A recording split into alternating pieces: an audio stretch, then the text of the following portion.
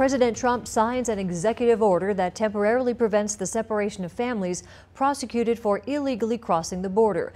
The move comes amid increasing political pressure and controversy across the country over the policy. CBS's NIKKI Battiste brings us the latest in this ongoing debate.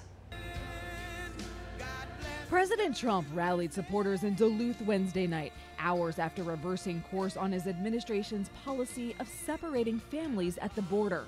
We're going to keep families together, but the border is going to be just as tough. Speaking to Minnesota business leaders ahead of the event, the president once again emphasized the need for immigration reform. We can't put up with the nonsense. At the same time, we're doing it with compassion.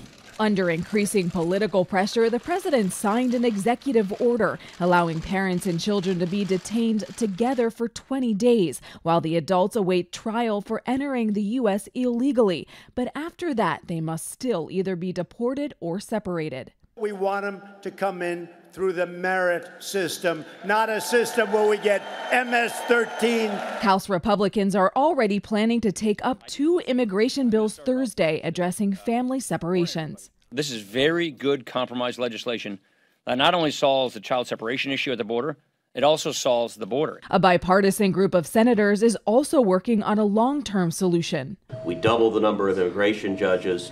We create an expedited system to process asylum claims. When we put an ankle bracelet on these people, 95% of them show up for their hearings. More than 2,300 children have been separated from their parents at the border since May. It's unclear how long it will take for those children to be reunited with their loved ones.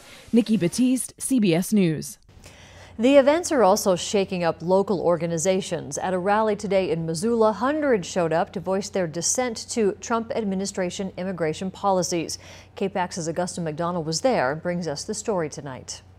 Montanans for Immigrant Justice brought together other organizations and people from all over to protest outside of the Missoula County Detention Center, where the federal government has contracts to have migrants who've been arrested by ICE detained. These organizations have gathered hundreds of people here today to educate them about the policies that are being implemented now, and also to call on Montana's congressional representatives to denounce zero-tolerance immigration policies that separate children from their families, and also any policies that criminalize immigration.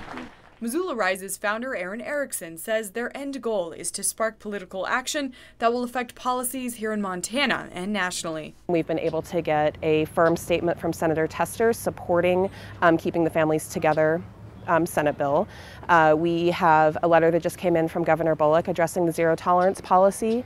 We also have a whole slew of our city council members, state representatives, and our county commissioners that have signed off on a letter denouncing the zero tolerance policy and racial profiling in Montana. In Missoula, Augusta McDonnell, MTN News.